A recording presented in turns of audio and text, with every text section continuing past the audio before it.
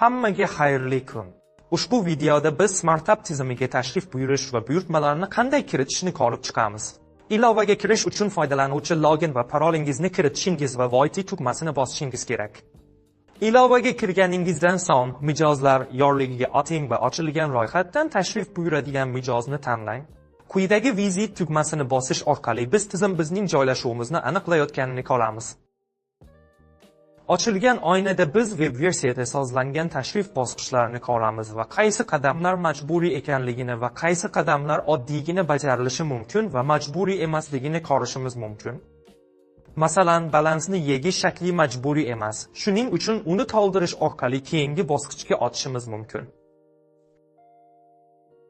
Biroq tashrifni yakunlashga urinayotganda tizim fotohisobot moduli majburiy ekanligi haqida ogohlantirishni ko'rsatadi. Chunki tanlangan tashrifda ushbu modul uchun ma'lumotlar mavjud bo'lishi kerak.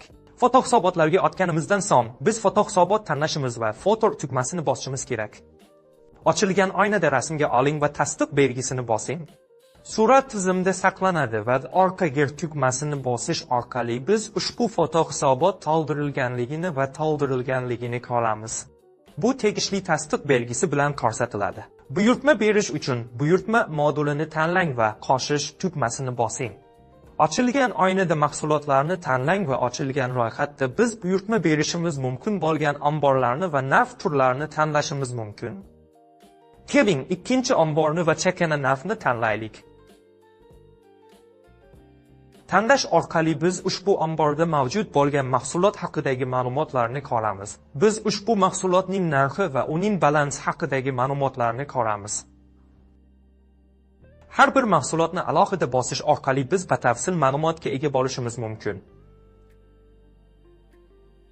Buyurtma berish uchun biz buyurtmamizga qo'shishni rejalashtirgan qutilar, bloklar yoki boshqa o'lchov birliklari sonini tanlaymiz.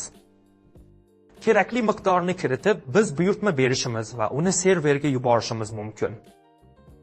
To'ldirilgan miqdorlar va buyurtma summalari haqidagi ma'lumotlar ilovamizning pastki panelida ko'rsatilgan.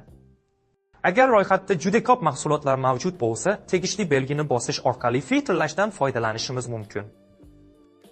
Va bu yerda siz mahsulotlarni guruhlar, toifalar yoki tizimda mavjud bo'lgan boshqa xususiyatlar bo'yicha filtrlashingiz mumkin. Ko'rib turganingizdek filtrlash ishlaydi va biz filtrni yaratishda biz tanlagan mahsulotlarni filtrlaydi.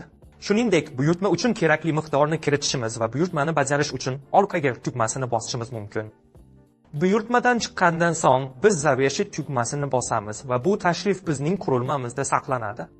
Ushbu tashrif haqidagi ma'lumotni serverga yuborish uchun sinxronizatsiya talab qilinadi. Buning uchun kerakli elementni tanlang va sinxronizatsiya tugmasini bosing. Foto, audio va video hisobotlarni yuborish jarayonini tegishli ustunlarda kuzatishingiz mumkin. Agar jo'natish paytida biron bir xatolik yuzaga kelsa, tizim darhol bizga ma'lum xatolar borligi haqida xabar beradi. Sinxronizatsiya tugallangandan so'ng tashrif haqidagi ma'lumotlar bizning serverimizga yuboriladi.